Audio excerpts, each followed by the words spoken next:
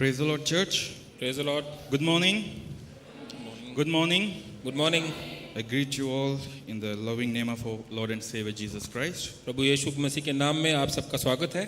It's a joyful moment for all of us to come together in God's presence, worshiping His name and to partake in Lord's table as we are going to do after the sermon. और ये बहुत ही सुंदर समय है कि हम सब मिलकर परमेश्वर के वचन में एक साथ उसमें मेडिटेट करने जा रहे हैं और उसके पश्चात हम लोग परमेश्वर के प्रभु भोज में भी शामिल होंगे. And this is God's love that has entangled us together, God's grace that is keeping us safe and sound throughout the days of our lives. और ये परमेश्वर का प्रेम है, उसका अनुग्रह है कि उसने हम सबको संभाल के रखा है हमारे जीवन में. And I really thank God for His protection over the last 10 months, and we are entering the second last month of the year, and I know that God has been so gracious and kind enough in keeping us safe and sound. और मैं परमेश्वर का धन्यवाद करता हूं कि पिछले 10 महीनों में उन्होंने हम सबको सही सलामत और सुरक्षित रखा है. अब 11वें महीने में हम प्रवेश कर चुके हैं और परमेश्वर के अनुग्रह को हम देखते हैं. And I am sure that each one of you can testify God's goodness that He has been doing in your life over the past 10 months. और मैं विश्वास करता हूं कि हम में से हर एक जन परमेश्वर के नाम की गवाही दे सकता है कि परमेश्वर हमारे जीवन में अपने अनुग्रह के द्वारा विश्वास योग्य बना रहा है. And we must always thank Him because He is faithful, though we don't remain faithful to Him at some times. और हमें परमेश्वर का निरंतर हमेशा धन्यवाद करना चाहिए कि वो हमारे प्रति विश्वास योग्य रहता है, जबकि हम अक्सर उसके प्रति विश्वास योग्य नहीं रहते हैं. And I'm so glad that past few months we were meditating from the letters of John, and it was really an eye opener for all of us to understand the importance of fellowship and the ways in which we can have that fellowship with Christ. और मैं सचमुच में बहुत ही आनंदित हूं कि पिछले कुछ महीनों से हम लोग यूहन्ना की पत्रियों में से पढ़ रहे हैं और वाकई इन वचनों ने हमारे आंखों को खोला है कि संगति, जो विश्वासियों की संगति है, उसके बारे में हमने बहुत कुछ सीखा है. The fellowship with Jesus Christ, that beautifies everything that we do. परमेश्वर के साथ, यीशु मसीह के साथ जो संगति है वो हमारे जीवन के हर पहलू को सुंदर बना देती है. Yesterday some of the leaders of the church, we had attended a seminar in Delhi. हम में से कुछ जो अगुवे हैं और प्रतिनिधि जो हैं इस कलीसिया के, उन्होंने दिल्ली में एक सेमिनार था, उसको हमने अटेंड किया. And the speaker over there, he said a very beautiful statement to us. और जहाँ पे जो प्रवक्ता था उसने एक बहुत ही सुंदर वचन हमको बताया. He said that doing the work of God is not equal to doing the will of God. उसने ये कहा कि परमेश्वर के लिए काम करना परमेश्वर की इच्छा के अनुसार काम करने के बराबर नहीं है. Sometimes we as Christians, we always think that I go to church, I give faithfully and that's enough for me, but that is not the complete story of a Christian. We must understand what God wants us to do in our lives. अक्सर मसीह होने के नाते हम लोग सोचते हैं कि हम कलीसिया जाते हैं, संडे को चर्च जाते हैं, हम दान देते हैं, हम सोचते हैं कि हम अपना कर्तव्य निभा रहे हैं, लेकिन अक्सर ये पूरा नहीं होता है. और ये परमेश्वर की इच्छा जो है हमारे जीवन के लिए शायद उसका एक बहुत छोटा सा अंश है. And the will of God for us to have fellowship with Him. और परमेश्वर की इच्छा क्या है कि हम एक दूसरे के साथ और उसके साथ संगति कर सकें. We as church, we are called as body of Christ. हम जो कलीसिया है उसे परमेश्वर का देह कहते हैं. So this body must have a fellowship with its head. तो ये जो देह है उसकी संगति उसके सिर के साथ होनी जरूरी And है. how this body is being formed? और ये जो देह है उसकी रचना कैसे होती It है? is formed by you and me. People like us, we come together and we form this body. और ये जो देह है ये आपके और मेरे द्वारा मिलकर बनता है. हम जैसे लोगों के द्वारा, विश्वासियों के द्वारा मिलकर बनता है. हम परमेश्वर की देह को बनाते But हैं. are we all the same? लेकिन क्या हम सब समान हैं? No, we are from different cultures, different background, different languages, even from different educational background, in different levels of spiritual maturity, but we are called to become as one body in Christ. हम लोग अलग अलग दिशाओं से आए हैं. हमारी जो संस्कृति है वो अलग है, हमारी भाषा अलग हो सकती है, हमारे एजुकेशनल क्वालिफिकेशंस जो है वो अलग हो सकते हैं, और आत्मिक जीवन में हमारा स्तर जो है वो भी अलग हो सकता है. लेकिन फिर भी हम परमेश्वर में एक देह के समान बुलाए गए And हैं। it's so beautiful to see few of our friends from, even from foreign countries. They are visiting here and we consider them as a body of Christ. और ये कितना सुंदर है कि हम अपने बीच में कुछ ऐसे मित्रों को भी देखते हैं जो बाहर के देशों से आए हैं, लेकिन फिर भी वो हमारी समान एक देह के रूप में हैं। Though we are different in many ways, we are called to be one in the Christ. हम अलग अलग तरीकों से अलग हो सकते हैं, बहुत बहुत तरीकों से हमारे बीच में भिन्नताएं हो सकती हैं, लेकिन फिर भी हम परमेश्वर में एक देह के समान बुलाए And गए that's हैं। what we learned throughout last few months. We learned that how we can love one another, how we can forgive one another, how we can have fellowship one another, and through which the fellowship with Jesus Christ will be established. और यही हमने पिछले कुछ महीनों में सीखा है कि कैसे हम एक दूसरे के साथ संगति कर सकते हैं, कैसे हम एक दूसरे से प्रेम रख सकते हैं, माफ कर सकते हैं, और इस प्रकार हम परमेश्वर की देह का एक हिस्सा बन के आगे बढ़ सकते हैं। And today we are at the last part of these letters. और आज हम यूहन्ना की जो पत्री है उसके अंतिम भाग में आ गए हैं। And I want to remind you the background of the letters, the reason behind why John is writing all these letters. और मैं आपको ये बताना चाहता हूँ कि यूहन्ना ये पत्री क्यों लिख रहा है। And we know that, right? Like there have been a lot of false teachers, wrong teachings that has been trying to come into the church, and they are trying to divide the people. They are trying to, take the attention of people away from Jesus Christ. हम जानते हैं कि ये बहुत से झूठे प्रचारक जो है वो कलीसिया में आ गए थे और वो गलत शिक्षाएं जो है लोगों के बीच में बांट रहे थे, और वो परमेश्वर के लोगों को परमेश्वर के रास्ते से अलग हटाने की कोशिश में To थे। warn them, John 2 times in his letters he repeated this thing that he wanted to come face to face and to talk to them about these things, but because of the urgency of the matter he's writing these letters also. यूहन्ना अपनी पत्री में कम से कम 2 बार इस बात को बताता है कि वो चाहता है कि वो उनके पास जाकर आमने सामने बैठकर बातचीत करे, लेकिन क्योंकि ये जो पॉइंट्स हैं, ये जो बातें हैं बहुत ही जरूरी हैं, इसीलिए उसने ये पत्री को लिखा। So it's very important for us to understand a leader that that cares about the people of the church and wants the spiritual maturity of the church. That is very important. तो यहाँ पर हमको एक अगुवे के बारे में देखने को मिलता है जो कि अपनी कलीसिया के बारे में, अपने लोगों के बारे में चिंतित है, और वो उनकी जो मैच्योरिटी है, उनकी जो परिपक्वता है विश्वास में, उसको बढ़ाने की कोशिश में The लगा first रहता है। letter of the John was addressed towards the common church. जो यूहन्ना की पहली पत्री थी वो कलीसिया को संबोधित थी, And the second letter that we saw last week was addressed to a particular lady in a figurative way to talk about a particular church. और जो दूसरी पत्री थी वो एक कलीसिया, एक स्थानीय कलीसिया को संबोधित थी, जिसमें वो एक स्त्री के बारे में बात करता है। And the last letter, it's been written to an individual. और जो ये आखिरी पत्री है वो प्रत्येक व्यक्ति के नाम पर लिखी गई है। It's a personal letter of an elder to his, to the man whom he loves in truth. और ये एक अगुवे की एक निजी लेटर है, एक पत्री है जो कि उस इंसान को उसने लिखी है जिससे वो प्रेम करता है। From this letter today we are going to learn about, this thing, our role in fellowship.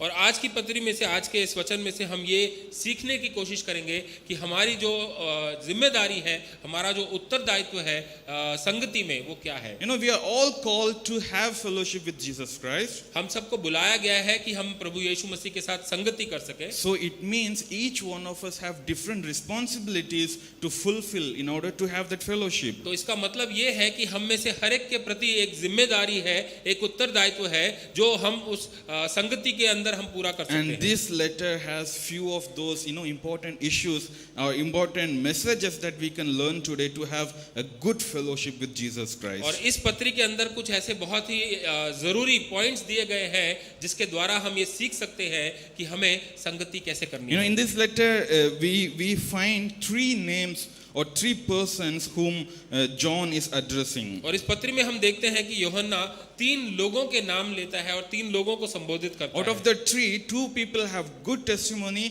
and 1 person have bad testimony. और इन 3 में से 2 लोग ऐसे हैं जिनकी जो गवाही है वो अच्छी है, सुंदर है, लेकिन एक जन ऐसा है जिसकी गवाही जो है वो नकारात्मक है। And if you read verse 1, we understand that this letter has been addressed, or it's been written to a person named as Gaius. और यदि आप इसका पहला वचन पढ़ते हैं तो आप समझ जाते हैं कि ये पत्री जो है गायस नामक एक व्यक्ति के लिए लिखी गई है। How John is addressing him, you see there he says, that to my dear friend Gaius. यूहन्ना आप देख सकते हैं कि यहाँ पर यूहन्ना उसको अपना एक प्रिय मित्र कहकर संबोधित करता है। You know, we don't have any other reference about this person in the Bible. और इस व्यक्ति के बारे में बाइबल में हमें और कोई भी रेफरेंस नहीं मिलता, कोई और वचन नहीं He is मिलते not हैं। one of the apostles. और ये कोई जो अपोस्टल है उनमें से कोई नहीं है। He is not a great leader. He is not a great church planter. और ये कोई बहुत बड़ा लीडर अगुआ या कोई चर्च प्लांटर नहीं है। But John,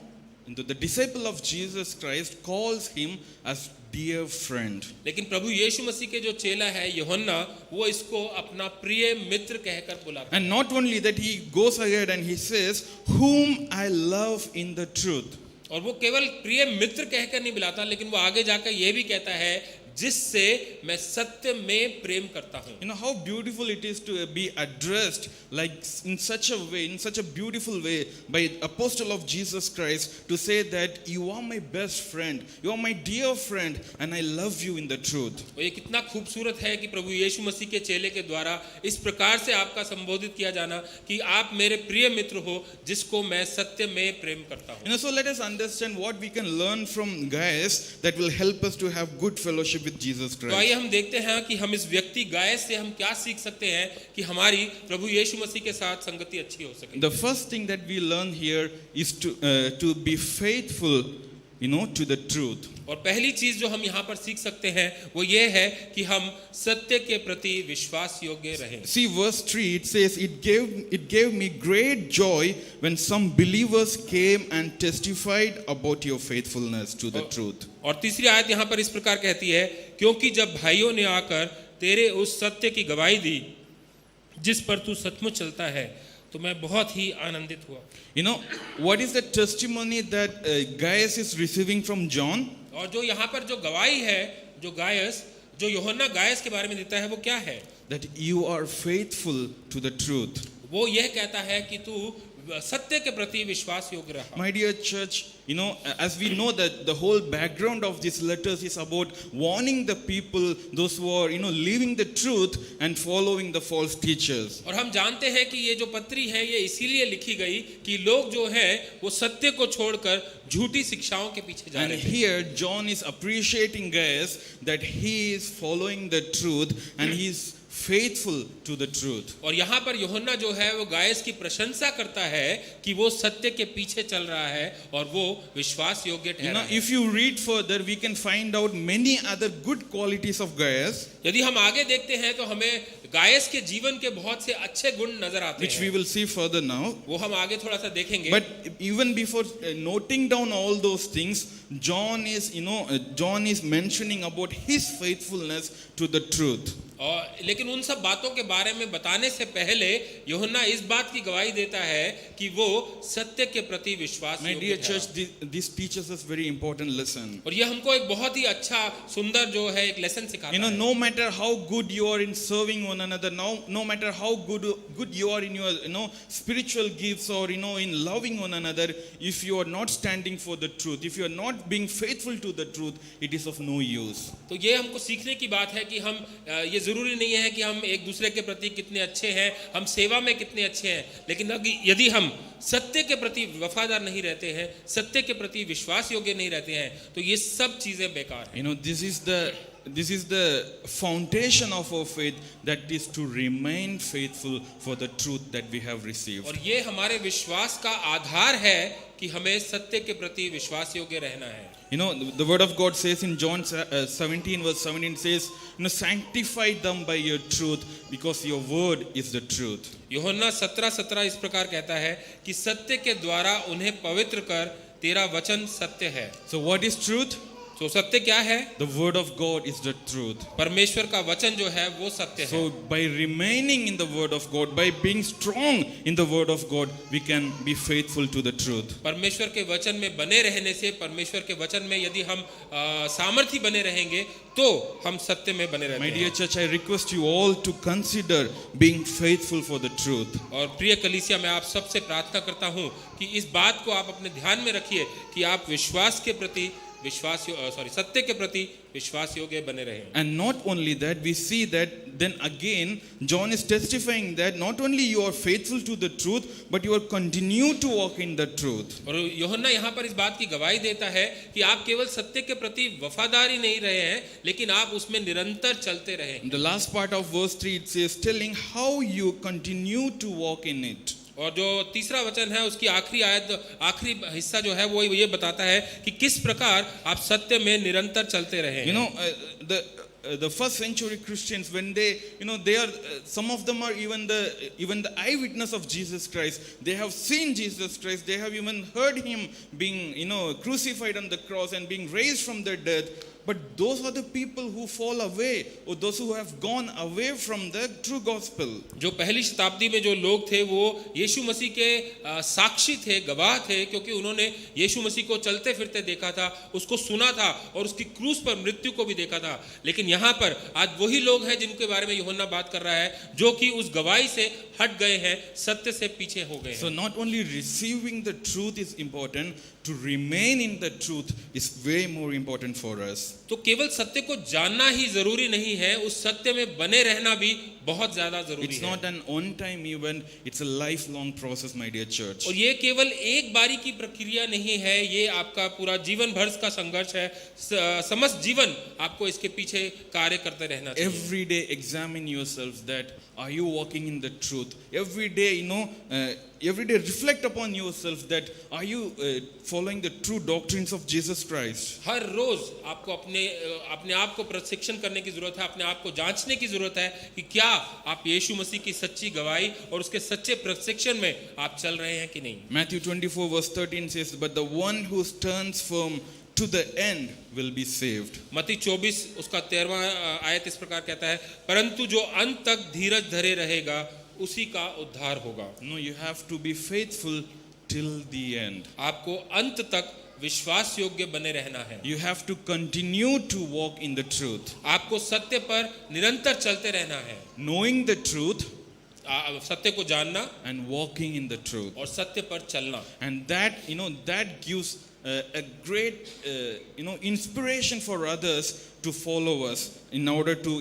have fellowship with Jesus और Christ. जब हम ऐसा करते हैं तो हम बहुत से लोगों के लिए एक प्रेरणा का स्रोत बन जाते हैं, ताकि वो भी सत्य में निरंतर चलते रहें। Be faithful to the truth सत्य के प्रति विश्वास योग्य बने रहें and continue to walk in the truth. और निरंतर उसमें चलते रहें। And the third thing that we see here is serve the believers and be faithful in it. और तीसरी चीज जो हम यहाँ पर सीखते हैं वो ये है कि विश्वासियों की सेवा करें और उसमें विश्वास योग्य बने रहें। See your Bibles, 3 John chapter 1 verse 5, it says, dear friend, you are faithful in what you are doing for the brothers and sisters, even though they are strangers to you. और इसमें जो 5वीं आयत है वो इस प्रकार कहती है, हे प्रिय, जो कुछ तू उन भाइयों के साथ करता है जो परदेशी भी हैं, उसे विश्वासी की नाई करता रहे। Last week from Brother Prashant we understood about the context of those days. और पिछले सप्ताह हमने इस बात को सीखा था कि उन समय में पहली शताब्दी में किस तरह का माहौल था। Churches have been planted everywhere. Missionaries are traveling here and there. कलीसियाओं की स्थापना हो रही थी हर जगह पर, और जो मिशनरी लोग थे वो यात्रा कर कर लोगों के बीच में कलीसिया बनाते जा रहे थे। And these servants of God, as they travel to different places, they go and stay with the believers of those places. और परमेश्वर के जो दास और जो अगुवे थे वो अलग-अलग जगहों पर जाकर यात्रा करते थे और लोगों के घरों में वो रहते थे। I don't know about the culture of today, but back when I was like very small, when I was a kid in South India, I used to hear about people constructing separate rooms in their house to keep pastors when they come and travel and do ministry. मैं आज के बारे में तो नहीं जानता, लेकिन जब मैं छोटा था तो मैं जानता हूं कि साउथ इंडिया में लोग अपने घरों में एक अलग से कमरे बनाते थे, ताकि जो भी पासबान लोग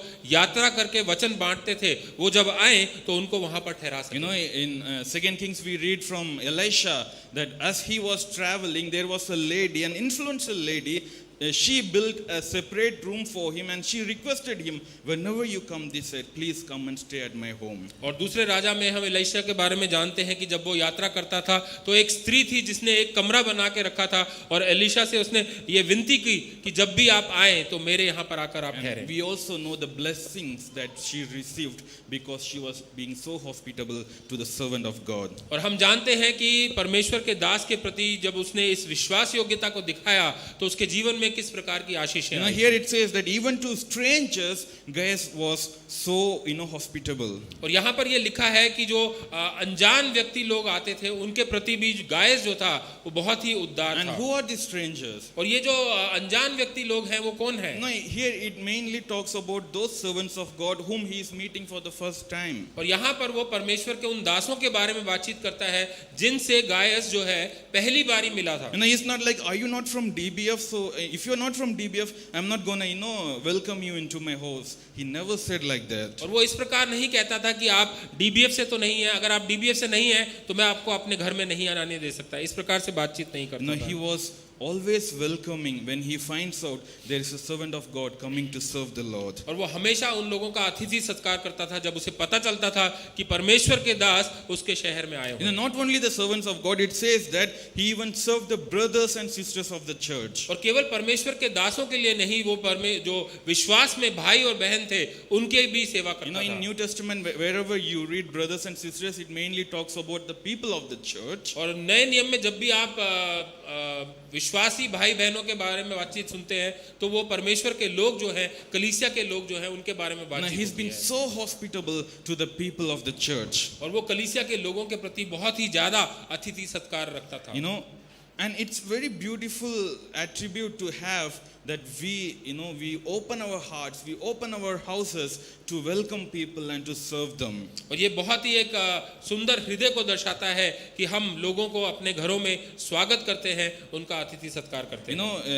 In Genesis chapter 18 we read about Abraham welcoming 3 strangers to his tent. और हम उत्पत्ति की पुस्तक में उसके 18वें अध्याय में इस बात को पढ़ते हैं कि अब्राहम किस प्रकार 3 अनजान लोगों को अपने घर में बुलाता है। He was just enjoying the sunshine on fine morning day and he found 3 men standing there. वो एक दिन अपने घर के बाहर बैठ के शायद धूप सेक रहा था और उसने देखा कि 3 व्यक्ति वहां पर आए हैं। And he welcomed them into his house. और उसने उनको अपने घर में आमंत्रित किया। And from them he received the confirmation of the promise that Isaac will be born in 1 year. और उनके द्वारा उसको इस विश्वास का वचन मिला, परमेश्वर का जो वचन है और परमेश्वर की जो आशीष है वो उसको मिली कि उसके घर में इसहाक का जन्म होगा। My dear church, let's serve one another. Let's welcome one another into our houses and let us be so hospitable to our brothers and sisters in Christ. इसलिए मेरे प्रिय भाइयों बहनों, हम एक दूसरे के प्रति इस प्रकार का अतिथि सत्कार रखें, एक दूसरे को अपने घर में आमंत्रित करें और उनके साथ प्रेम के साथ बने रहें। And it's a very beautiful gesture that we can show to make each other understand that we are one in Christ. और ये एक बहुत ही सुंदर भावना है जो हम एक दूसरे के प्रति दर्शा सकते हैं कि हम सब मिलकर परमेश्वर में एक हैं। Hebrews 13 verse 2 says, "Do not forget to show hospitality to strangers, for by so doing some people have shown hospitality to angels even without knowing it." इब्रानियों 13 उसका दूसरी आयत इस प्रकार कहती है, पहुनाई करना ना भूलना, क्योंकि इसके द्वारा कितनों ने अनजाने स्वर्गदूतों की पहनाई की है। Sometimes we even serve the angels when we are being so hospitable. और जब हम इस प्रकार से अतिथि सत्कार करते हैं तो हम नहीं जानते, शायद हम जो स्वर्गदूत हैं उनका भी अतिथि सत्कार कर देते हैं। The beauty of God's kingdom is that nobody knows how much you have contributed for His kingdom. और जो परमेश्वर का राज्य है उसकी सुंदरता ये है कि कोई भी ये नहीं जान सकता कि उसने परमेश्वर के राज्य में कितना कार्य कर दिया है। There will be one day when every knee shall bow in front of the King of Kings and Lord of Lords. लेकिन एक दिन ऐसा आएगा जब हर एक घुटना परमेश्वर के सामने झुकेगा। And on that day, each one of us will receive the reward for whatever we have done for the Lord. और उस दिन हम में से हर एक को परमेश्वर की तरफ से वो आशीषें मिलेगी जो भी कार्य हमने उसके राज्य के लिए। And that's why Jesus said that even if you have given a cup of water to my child, you will receive the reward for it. और इसीलिए यीशु मसीह अपने वचन में कहते हैं, यदि तुमने एक बच्चे को भी एक पानी का एक ग्लास भी पिलाया है तो तुम मेरे राज्य में उस आशीष के भागीदार हो। My dear church, let us serve one another. Let us be hospitable to one another and let us care for one another. और इसीलिए कलीसिया हम एक दूसरे का ख्याल रखना चाहिए, एक दूसरे से प्रेम रखना चाहिए और एक दूसरे का अतिथि सत्कार करना चाहिए। And the fourth thing that we study from his life is that our service must honor God. और जो चौथी बात है जो हम सीखते हैं गायस के जीवन से वो ये है कि हमारी सेवा परमेश्वर का आदर करना चाहिए। It's good that we serve the Lord, ये अच्छा है कि हम परमेश्वर की सत्कार करते हैं, सेवा करते हैं, but we also have to understand, we also have to examine ourselves कि the service that I do for him, is it honoring him? लेकिन हम परमेश्वर की सेवा करते हैं लेकिन हमें ये जांचने की जरूरत है कि उस सेवा के द्वारा क्या हम उसका आदर करते हैं, What are we doing for him? हम उसके लिए क्या कर रहे हैं। You know, that's why I said in the beginning, the quote that we heard yesterday, that it's not just doing the work of the Lord, but doing the will of the Lord. और इसीलिए मैंने शुरू में ये कहा था कि परमेश्वर का कार्य करने से ज्यादा परमेश्वर की इच्छा के लिए कार्य करना You know, जरूरी है।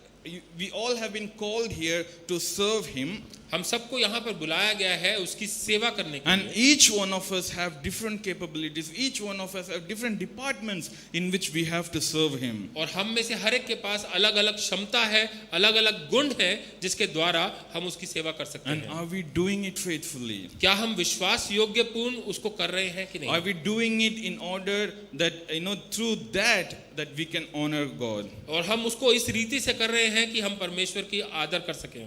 No, sometimes you can just do things, हो सकता है कि हम कई बारी कुछ भी काम कर सकते हैं ऐसे ही, but that would not honor God. लेकिन जरूरी नहीं है कि वो परमेश्वर का आदर करता हो।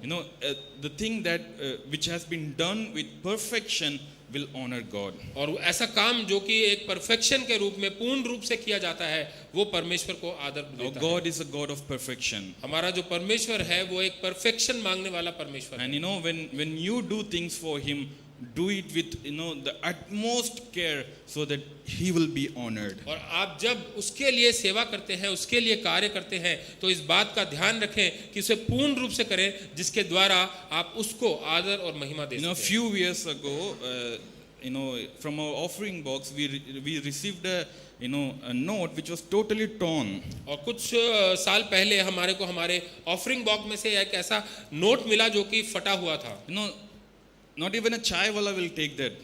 और वो इस प्रकार का एक नोट था कि एक चाय वाला भी वो उसको नहीं लेगा। But the person who put that money had that audacity to think that, let me throw it for God, he will receive it. और जिस व्यक्ति ने उस दान को दिया था उसने ये शायद सोचा था कि मैं इसको दान पेटी में डाल देता हूँ, परमेश्वर तो ले ही लेंगे। Will he receive it? क्या परमेश्वर उसको लेंगे? Now God sees your heart when you give for him. परमेश्वर आपके हृदय को देखता है जब आप उसको देते हैं। Even I heard it from one of my Bible college teacher. He gave a testimony about his father. और मैंने अपने बाइबल कॉलेज में जो हमारे एक शिक्षक थे उनकी एक गवाही को सुना था। उन्होंने अपने पिता के बारे में बताया था। Few decades ago, even the government employees will receive their salary as cash in hand, right? और कई साल पहले ऐसा होता था कि जो गवर्नमेंट के एम्प्लॉइज होते थे उनको जो तनख्वाह थी वो हाथों में कैश के रूप में As मिलती soon थी। as this old man receives his salary, he will go through each note and find out the perfect or the good looking note, and only that notes he will put as an offering to God. और जब इसको अपनी तनख्वाह मिलती थी तो वो सारे नोटों को अच्छे से जांच करता था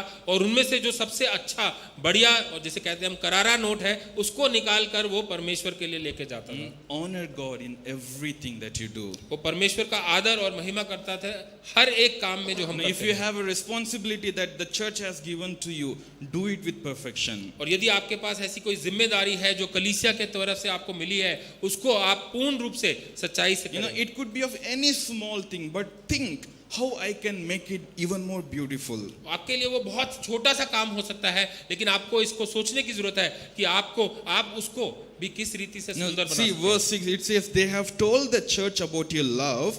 Please send them on their way in a manner that honors God. और इसका जो छठी आयत है वो इस प्रकार कहती है, उन्होंने मंडली के सामने तेरे प्रेम की गवाही दी थी, यदि तू उन्हें उस प्रकार विदा करेगा जिस प्रकार परमेश्वर के लोगों के लिए उचित है तो अच्छा करेगा। You know, John is telling to guys that guys, you're so good in hospitality, but do it in such a way that will honor God. यूहन्ना गायस को इस प्रकार से कह रहा है कि तुम अतिथि सत्कार करने में तो बहुत ही उत्कृष्ट है, बहुत ही आगे है, लेकिन उसे इस प्रकार से कर कि परमेश्वर की महिमा हो। 1 Corinthians 10:31 says, so whether you eat or drink or whatever you do it all for the glory of God. पहला कुरिन्थियों उसकी 10 और 31वीं आयत इस प्रकार कहती है, सो तुम चाहे खाओ चाहे पियो चाहे जो कुछ करो सब कुछ परमेश्वर की महिमा के लिए करो। And the last thing that we learn from Gaia's life is our service makes us fellow workers for the truth. और जो पांचवी और अंतिम चीज जो हम गायस की जिंदगी से सीखते हैं वो ये है कि हमारी सेवा हमें सत्य में सहकर्मी बनाती है। You know, Gaius is not traveling around and preaching the gospel. Guys जो है वो यहाँ वहाँ यात्रा करके जो सुसमाचार है उसका प्रचार नहीं कर रहा है। Maybe he's an influential person in his own surrounding. हो सकता है कि वो अपनी जगह पर जहाँ पर अपने लोगों के बीच में एक थोड़ा सा अधिक अथॉरिटी वाला बंदा हो। Maybe by the way in which he was doing the hospitality, we can even understand that he might be a well-to-do person. और हो सकता है जिस प्रकार से यहाँ पर लिखा है कि वो लोगों को अपने घर में बुलाता था, अतिथि सत्कार करता था, हो सकता है कि वो बहुत ही धनवान व्यक्ति हो। But he is not a servant of God. लेकिन वो परमेश्वर का दास नहीं है। But see how John is addressing him here. लेकिन आप देखिए कि यूहन्ना उसको यहाँ पर किस प्रकार संबोधित करता है। Verse 8, it says, we ought therefore to show hospitality to such people so that we may work together for the truth. और जो 8वीं आयत है वो ये कह रही है, इसीलिए ऐसों का स्वागत करना चाहिए जिससे हम भी सत्य के पक्ष में उनके सहकर्मी हो जाएं। Do you understand the word here? क्या आप यहाँ पर इस बात को समझ रहे हैं? Guys, you are not going and preaching the gospel, guys आप जाकर सुसमाचार का प्रचार तो नहीं कर रहे but हैं, you are working together with them. लेकिन आप उन सब लोगों के साथ मिलकर एक सहकर्मी बन You रहे will हैं। also be called as co-worker in Christ. और आप भी परमेश्वर के साथ, प्रभु यीशु मसीह के साथ एक सहकर्मी के द्वारा तरीके से बुलाए Are जाओगे। you sitting in your room and praying for the servants of God? क्या आप अपने कमरे में बैठकर जो परमेश्वर के दास हैं, परमेश्वर के लोग हैं, उनके लिए प्रार्थना करते हैं? God will call you as his co-worker. परमेश्वर आपको अपना सहकर्मी के रूप में बुलाएगा। Are you being faithful in giving to the work of the Lord? क्या आप विश्वास योग्य हैं परमेश्वर के कामों में देने के लिए? God will call you his co-worker. परमेश्वर उसमें भी आपको अपना सहकर्मी Are you करके being बुलाएगा। faithful in doing whatever responsibility that you have received from the church? क्या आप जो भी आपको रिस्पॉन्सिबिलिटी आपको कलीसिया की तरफ से मिली है उसको करने में विश्वास योग्य रहे हैं? God will call you as his co-worker. परमेश्वर आपको अपना सहकर्मी कहकर बुलाएगा। Now how beautiful it is to be called as co-workers who go and proclaim the gospel. और ये कितना सुंदर है कि हम परमेश्वर के कार्यों में, वचन के प्रचार में, सुसमाचार बांटने में परमेश्वर के सहकर्मी कहकर बुलाए जाते हैं। By saying all these things, we missed a verse, and I purposefully missed that word, verse number 2. और इसमें जो दूसरी आयत है उसको मैंने जानबूझकर यहाँ पर छोड़ा है।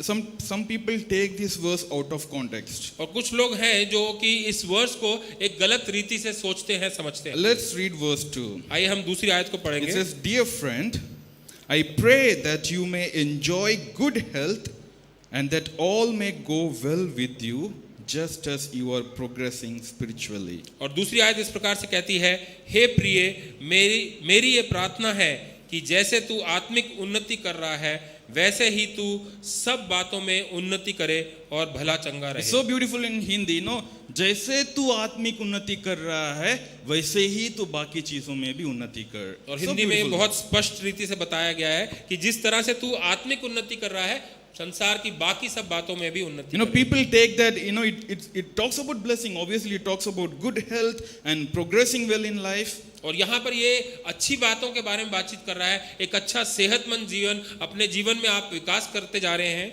But what is the condition there? लेकिन यहाँ पर एक जो कंडीशन है वो दी गई है, As your soul is progressing. और यहाँ पे लिखा है कि जिस रीति से तुम्हारी आत्मा विकास कर रही है। Guys, his soul was in the right place. और जो गायस था उसकी जो आत्मा थी वो सही जगह पर थी, And that's why John is blessing him. और इसीलिए यूहन्ना जो है उसको आशीष दे रहा Because है, John knows that if Gaius will be blessed more, he will serve more. क्योंकि यूहन्ना ये जानता है कि यदि गायस के ऊपर और परमेश्वर की आशीषें आएंगी वो और आगे बढ़ चढ़ कर सेवा And करेगा। that's why Jesus said, wherever your treasure is, there your soul will be also. और इसीलिए परमेश्वर ने, यीशु मसीह ने कहा है कि जहां तेरा धन है वहां पर तेरा मन भी You होगा। know, Gaius, he had his aim correctly. He had his purpose correctly. That's why John is blessing him with more health and more prosperity so that Gaius can do more. He can serve more towards God's kingdom.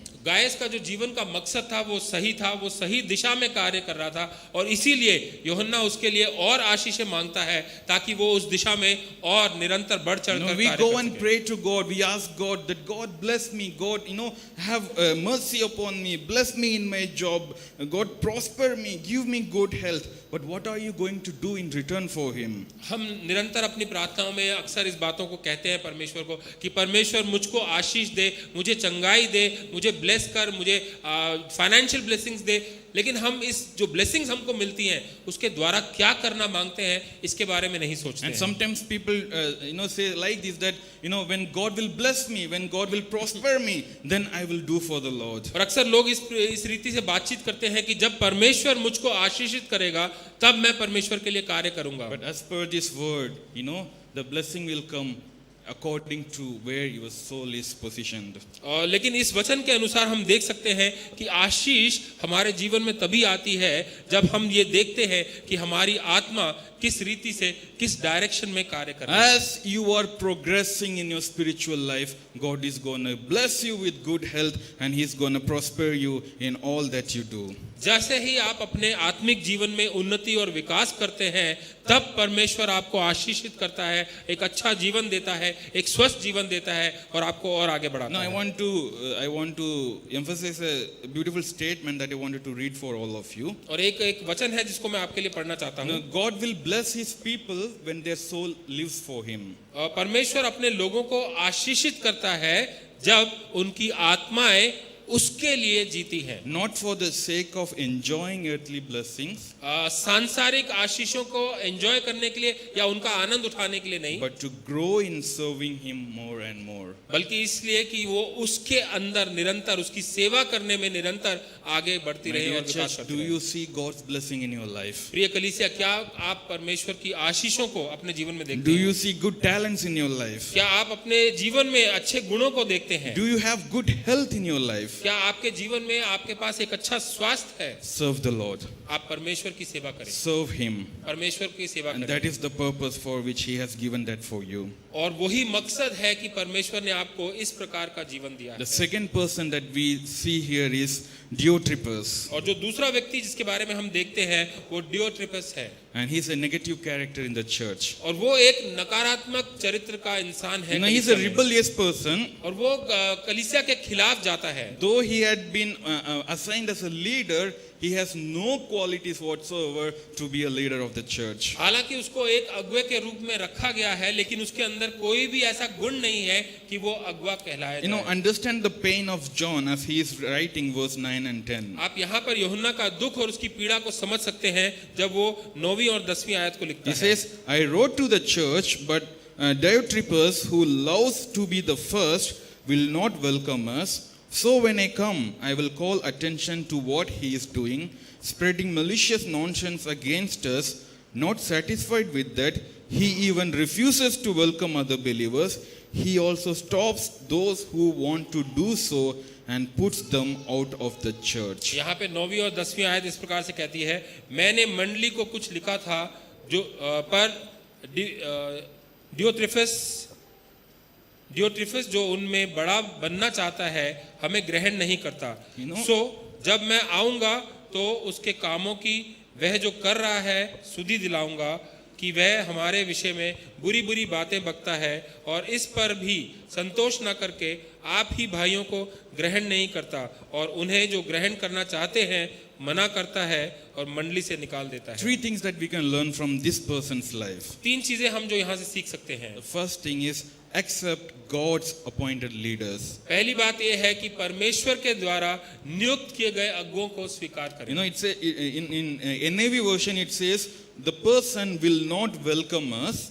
और जो NIV version है उसमें ये इस प्रकार से कहता है कि वह व्यक्ति जो है वो हमारे को आमंत्रित नहीं करता या ग्रहण नहीं करता। And in ESV it is written like this, he does not obey to our authority. और जो ESV वर्जन है वहाँ इस प्रकार करता है कि वो हमारे अधिकार को नहीं मानता है। You know, God has appointed leaders for the church. और परमेश्वर ने अपनी कलीसिया के लिए अगुओं को चुना है। You know, God has brought some people into this leadership position so that they can guide you, they can pray for you, they can think about your betterment. और परमेश्वर ने ऐसे लोगों को चुना है जो कि आपके बारे में सोच सकते हैं, आपके विकास के बारे में सोच सकते हैं, आपके आत्मिक जीवन के लिए प्रार्थना कर सकते And हैं। in Hebrews, the author of Hebrews, he says, be obedient to them, cooperate with them so that they can do their job joyfully. और इब्रानियों का जो लेखक है वो इस प्रकार से कहता है कि ऐसे लोगों के प्रति आप उदार पूर्वक कार्य करिए ताकि उनका जो आनंद है वो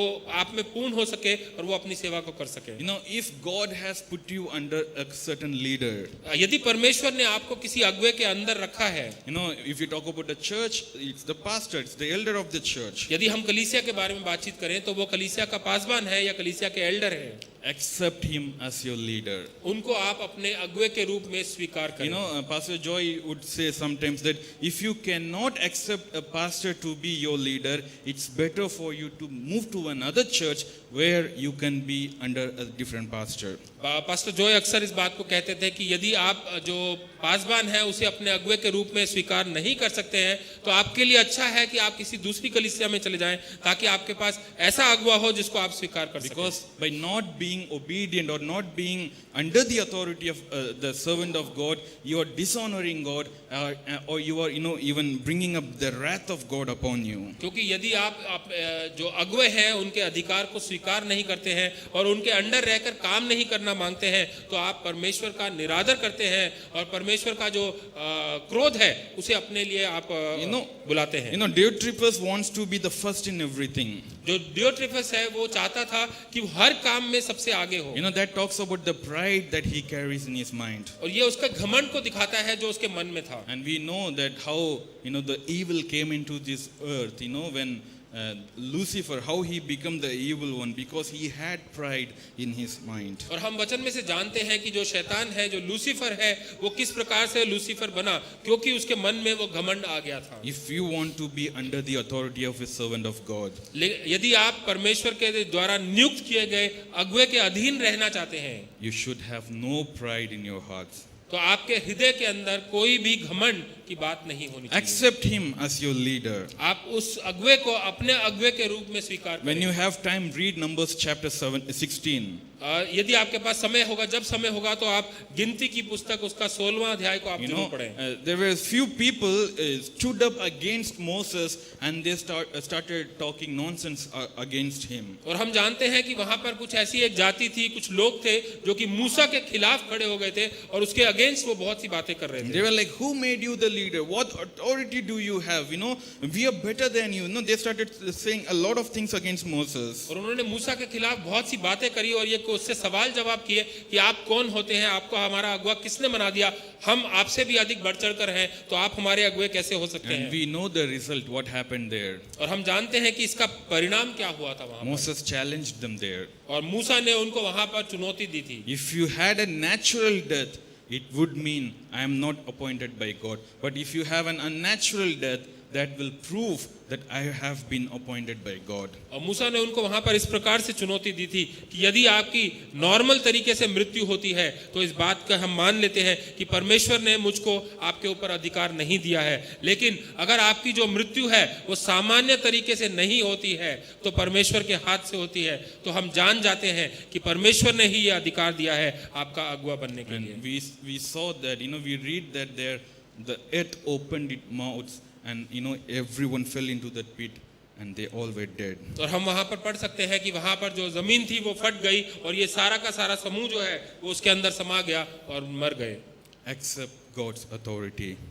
परमेश्वर की जो अधिकार दिया है उसको आप स्वीकार Let's करें। quickly go. The second thing that we can learn from his is don't speak unreal things against God's servants. और दूसरी बात जो हम यहाँ पर सीखते हैं वो ये है कि परमेश्वर के सेवकों के विरुद्ध अवास्तविक बातें या गलत बातें ना बोलें। He says that he's keep on spreading malicious nonsense about us. और वो यहाँ पर कहता है कि वह हमारे विषय में बुरी बुरी बातें करता है।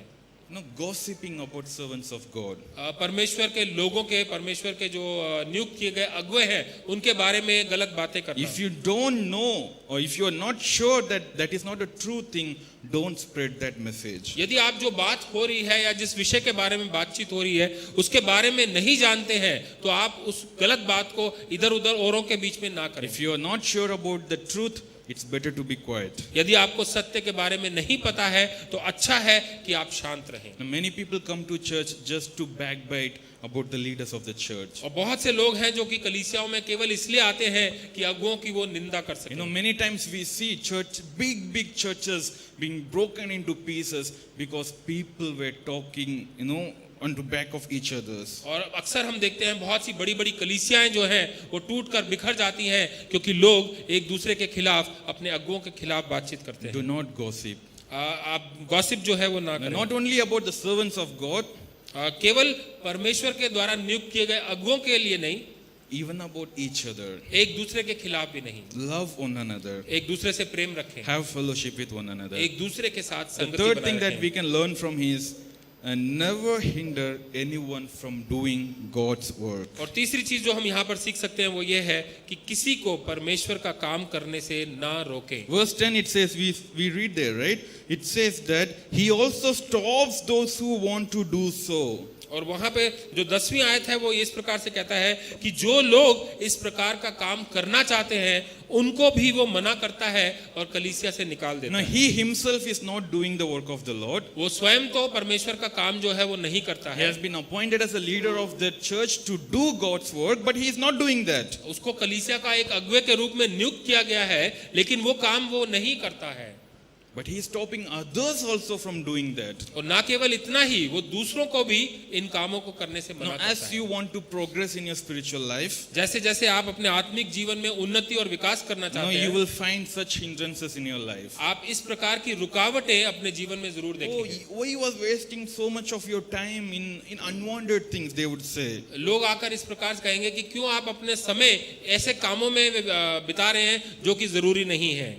They might say, why you are wasting your money? Invest in something. It will be a great return for you for your future. परमेश्वर के मतलब कि लोग इस प्रकार से कहेंगे कि आप अपना पैसा इस प्रकार से व्यर्थ क्यों कर रहे हैं, उसको कहीं अच्छी जगह पे इन्वेस्ट कीजिए ताकि आपको भविष्य में अच्छा रिटर्न मिल सके। Oh, you are calling that pastor to your house. Do you know what he did? क्या आप उस पासबान को अपने घर में बुला रहे हैं? क्या आप जानते हैं कि उसने क्या किया है? My dear church, do not be that person who hinders others from doing God's work. प्रिय कलीसिया, एक ऐसा व्यक्ति ना बने जो कि दूसरों को परमेश्वर के काम करने से रोकता हो। Encourage them so that they can move forward in their spiritual आप journey. लोगों को प्रोत्साहित कीजिए ताकि वो अपने आत्मिक जीवन में परमेश्वर के कार्यों में और आगे बढ़ सके। No, Diotrephes was such a painful character in this book. डियोट्रिपस जो था वो एक बहुत ही नकारात्मक चरित्र का इंसान था इस पत्री में। But see how John is dealing with him. लेकिन आप यहाँ पर देखिए कि यूहन्ना उससे किस प्रकार से John कार्य had करता है। all the authority just to kick him out of the church. यूहन्ना के पास ये पूरा अधिकार था कि उसको कभी भी कलीसिया से बाहर कर सकता था। But he writes here in verse 10, we see, so when I come, I will call attention to what he is doing. और वो 10वीं आयत में इस प्रकार से कहता है कि जब मैं आऊंगा तब उसकी सुधि लूंगा। John had that patience, John had that perseverance to give him more time so that he can repent. तो यूहन्ना के पास ये धीरज और धैर्य था कि डियोट्रिपस को कुछ और समय दे सके ताकि वो अपनी गलती को सुधार सके और माफी मांग सके। God also gives us time, my dear church. परमेश्वर भी हमको समय देता है। But let's accept God's appointed leaders. लेकिन परमेश्वर के द्वारा नियुक्त किए गए जो अगुवे हैं उनको हम स्वीकार Do करें। not gossip about each other, especially about servants of God. और जो एक दूसरे के खिलाफ एक दूसरे की बातचीत उनके पीठ पीछे ना करें, खास तौर से जो परमेश्वर के अगुवे हैं And उनके लिए। don't stop anyone from doing God's work. और किसी को परमेश्वर के काम करने से ना And रोकें। the last character that we see from this book is Demetrius. और जो आखिरी कैरेक्टर जो हम इस पत्री में से देखते हैं वो डिमेट्रियस है। And this poor man, he had just one verse to explain about himself. और इस व्यक्ति के लिए केवल एक ही वचन है जो कि इस पत्री में दिया You गया know, है। verse 12, you see, Demetrius is well spoken of by everyone, and even by the truth itself. We also speak well of him, and you know that our testimony is true. और 12वीं आयत इस प्रकार से कहती है कि डिमेट्रियस के विषय में सब ने वर्णन सत्य डिमेट्रियस के विषय में सब ने वर्णन सत्य ने भी आप ही गवाही दी है और हम भी गवाही देते हैं और तू जानता है कि हमारी गवाही सच्ची है। You know, three basically similar things that we can learn from him. और 3 बातें जो हम यहाँ पे सीख सकते हैं। You know, receive good testimony among believers, विश्वासियों के बीच में अच्छी गवाही प्राप्त करें, receive good testimony from the Lord, परमेश्वर से अच्छी गवाही प्राप्त करें, receive good testimony from your leaders. अगुओं से अच्छी गवाही प्राप्त We करें। don't know who this person is, हम नहीं जानते कि ये व्यक्ति कौन है, but the church is appreciating him. लेकिन जो कलीसिया है वो इसकी प्रशंसा करती है। Even the truth, which means God himself is appreciating him. और यहाँ पर हम सत्य की बात करते हैं यानी परमेश्वर की बात करते हैं, परमेश्वर भी उसकी प्रशंसा करते The हैं leaders of the church, they are also appreciating him. और जो कलीसिया के अगुवे हैं वो भी उसकी प्रशंसा करते हैं। Are you eligible to be such a person? क्या आप इस प्रकार का व्यक्ति बन सकते हैं? Do you have that quality to say that this church will, appreciate you for what you're doing? क्या आपके पास इस प्रकार का गुण है या इस प्रकार की सेवकाई है कि ये जो कलीसिया है वो आपको इस प्रकार से कह सके कि आप जो कर रहे हैं वो अच्छा कर रहे Do हैं? you have such good qualities in your life that God can testify you? क्या आपके जीवन में ऐसे अच्छे गुण हैं कि परमेश्वर आपके समक्ष गवाही दे सके? Do you serve in such a way that we as leaders can appreciate you what you are doing? क्या आपकी सेवकाई इस प्रकार की है कि हम जो कि अगुवे हैं आपके विषय में इस प्रकार की गवाही दे My सके? dear church is not it's not an event that you will come and attend and go on every Sunday. और प्रिय कलीसिया जो कलीसिया है जो चर्च है वो कोई एक ऐसी इवेंट नहीं है कि आप हर संडे आते हैं अटेंड करके चले जाते हैं। A lot of event happens, we go there, we just enjoy the atmosphere and we come back. और बहुत से ऐसे इवेंट्स होते हैं, बहुत से ऐसे कार्यक्रम होते हैं जहां हम जाते हैं, कुछ समय बिताते हैं, आनंद लेते हैं और वापस आ जाते And हैं। it's a family, it's the body of Christ. और यहाँ पर जो है ये एक परिवार है, ये परमेश्वर का एक देह है। How much do you care about your family? आप अपने परिवार के बारे में किस प्रकार की चिंता रखते हैं? 3 weeks ago, I guess that we had to cancel the Sunday service because we had some electricity problem in the building. और तकरीबन 3 सप्ताह पहले हमें अपनी जो संडे की सर्विस है वो कैंसिल करनी पड़ी क्योंकि हमारे यहाँ पे बिजली का कोई प्रॉब्लम था। That Saturday night, myself and brother Manoj, we were trying our best to call out some electricians to come so that they can get the thing repaired. और उससे पहले जो शनिवार था मैं और ब्रदर मनोज यहाँ पर आए हुए थे और हम बहुत कोशिश कर रहे थे कि किसी इलेक्ट्रिशियन को बुलाकर यहाँ पर बिजली की समस्या को सुलझा सके। Till 8 p.m. we tried, and after that only we decided let's announce that we will have online service the next morning. और तकरीबन 8 बजे तक हम लोगों ने बहुत कोशिश करी और उसके बाद हमने ये फैसला लिया कि हम कल की सर्विस जो है वो ऑनलाइन सर्विस And रखेंगे। after that, the following week, I had to come and I spent almost 2 days here because electricians, they think they are doing us a great favor by coming and receiving money from us. So it's really difficult to find out an electrician who can come and dedicate his time for the work. और उसके अगले सप्ताह में मुझे यहाँ पे तकरीबन 2 दिन बिताने पड़े इस बिजली की समस्या को सुलझाने के लिए, क्योंकि जो इलेक्ट्रिशियंस हैं उनको लगता है कि वो हमारे ऊपर बहुत बड़ा काम कर रहे हैं कि यहाँ पर आकर वो अपनी सेवाएं देते हैं और हमसे पैसे लेकर जाते हैं। But with sad heart, I would say, I did not even receive single call from our church members to ask, is the problem solved? और बड़े दुखी मन से मेरे को ये बताना पड़ता है कि कलीसिया में से किसी ने भी कोई ये सवाल जवाब नहीं किया या फोन करके मुझसे पूछा नहीं कि कोई मदद की जरूरत है। Now you call this as your family, right? आप इसे अपने परिवार के रूप में बुलाते हैं। Now if you have such problem in your house, will you just abandon your house and go? क्या आपके घर में अगर इस प्रकार की कोई प्रॉब्लम होगी तो क्या आप उस प्रॉब्लम को वैसे ही छोड़ देंगे? Will it be automatically be solved? क्या वो प्रॉब्लम जो है वो अपने आप ही सुलझाई जाएगी? You'll follow up, right? आप लोग उसके पीछे निरंतर लगे रहेंगे। My dear church, if you consider this to be your family, यदि आप इसे अपना परिवार मानते हैं, behave in that way. आप उसी रीति से, उसी प्रक्रिया से आप अपने कार्यों को भी Now करें। we saw from 3 people today. हमने 3 लोगों के बारे में इस आज के वचन में सुना। Gaius, a person who was so faithful in serving God, guys जो कि परमेश्वर के कामों को करने में बहुत ही विश्वास so योग्य था, hospitable in welcoming God's servants to his house. परमेश्वर के जनों को और परमेश्वर के जो अगुए हैं उनको अतिथि सत्कार और उनको अपने घर में आमंत्रित करने में बहुत आगे रहता था। But in that same church, there was a person named as Diotrephes. लेकिन उसी कलीसिया में डियोट्रेफस नामक एक व्यक्ति भी था, He is stopping others from growing in the Lord. जो कि बाकी लोगों को परमेश्वर के काम करने से भी रोकता था। He's not accepting the authority of Jesus Christ. जो परमेश्वर प्रभु यीशु की जो अधिकार है और जो अधिकार अगुओं को दिया गया है उसको वो आदर नहीं करता था। And there also a person named as Demetrius who had good testimony from the people, from God, and also from the leaders. और डिमिट्रियस करके भी एक व्यक्ति था जिसकी गवाही जो थी, जो साक्षी था, वो अच्छा था परमेश्वर की तरफ से, अगुओं की तरफ से और कलीसिया के लोगों की तरफ से भी। Who are you today? इनमें से आप कौन हैं? Whom you want to be? आप इनमें से कौन सा व्यक्ति होना मांगते हैं? Let us all stand in God's presence. आइए हम सब खड़े हो जाएं परमेश्वर के सम्मुख। The purpose for us to live on this earth is to have fellowship with Jesus Christ. हमारा मकसद इस जीवन में परमेश्वर के साथ संगति करना है। And as we progress in the process of having fellowship with Jesus Christ, we must all consider all these things, all the learnings that we received to have a good fellowship with Jesus Christ. और जब हम अपने जीवन को देखते हैं और अपनी संगति में आगे बढ़ते हैं तो इन सब बातों को हमें ध्यान में रखने की जरूरत है ताकि हमारी संगति जो है वो एक अच्छी संगति हो सके। Let us close our eyes and let us surrender ourselves to the Lord. आइए हम अपनी आंखों को बंद करें और अपने आप को परमेश्वर के हाथों में सौंपें। So far, if you are not faithful in what God has given to you, ask forgiveness to God and tell Him, Father, I want to be faithful in all that I do. यदि आज तक आप परमेश्वर ने जो कुछ भी आपको दिया है उसमें विश्वास योग्य नहीं बने हुए हैं तो आप परमेश्वर से माफ़ी मांगिए, अपने आप को परमेश्वर के हाथों में सौंपिए और कहिए कि परमेश्वर आप मुझे क्षमा कर दीजिए और जो कुछ मेरा है, जो कुछ मैं हूँ वो मैं आपको सौंपता हूँ। Maybe a couple of years ago you were following the truth, but now you are not following the truth.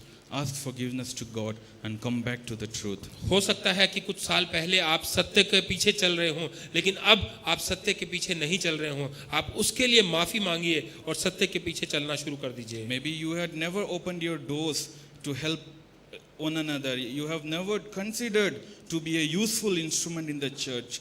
Ask forgiveness to God and ask Him so that He can help you to grow. हो सकता है कि आपने अपने आप को कभी भी कलीसिया के अंदर एक सही रीति से और सही सेवा करने के लिए नहीं देखा हो, उसके लिए भी आप अपने क्षमा मांगिए परमेश्वर से और अपने आप को तैयार कीजिए कि आप परमेश्वर के भवन में सेवा कर सकें। Maybe you did not accept the elders of the church. हो सकता है कि आपने जो कलीसिया के अगुए हैं उनको स्वीकार ना किया हो। Maybe you talked so bad about them behind their back. हो सकता है कि उनके पीठ पीछे आपने उनकी बुराई की हो। Maybe you stopped others from growing in the Lord. हो सकता है कि आपने दूसरे लोगों को परमेश्वर में बढ़ने से रोका हो। Ask forgiveness from the Lord. आप परमेश्वर से माफी मांगिए। You want to have a good testimony among the people and from the Lord and from your leaders.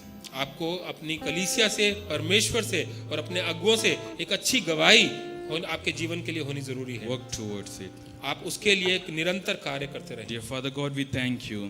परमेश्वर हम आपका धन्यवाद करते Lord, हैं। we know that we all are broken vessels, Lord. परमेश्वर हम जानते हैं कि हम सब टूटे पात्र हैं। No one of us is perfect, my Father. हम में से कोई भी जो है पूर्ण रूप से परफेक्ट नहीं है। But you have collected us together to be your body, Christ. लेकिन आपने हम सबको एकत्रित किया है ताकि हम सब मिलकर आपकी देह बन सकें। And I want to thank you, Lord, for this beautiful church. और मैं आपका धन्यवाद करना चाहता हूं परमेश्वर इस सुंदर कलीसिया के That we लिए, can come together, worship you, and to see your kingdom grow in this city, Lord. ताकि हम सब मिलकर आ सकते हैं, आपकी आराधना कर सकते हैं और आपके राज्य को इस शहर में स्थापित होता हुआ देख सकते हैं। Use us mightily, my Father. पिता परमेश्वर आप हम सबको इस्तेमाल कीजिए। Help us, Lord, that we can serve you in different capabilities. परमेश्वर आप हमारी मदद कीजिए कि हम सब मिलकर आपकी सेवकाई कर सके अलग अलग तरीकों से। Lord, even as we go and partake in your table, Lord, और परमेश्वर इस समय जब हम आपकी मेज में शामिल होते हैं, Lord, I pray that you will purify us, sanctify us,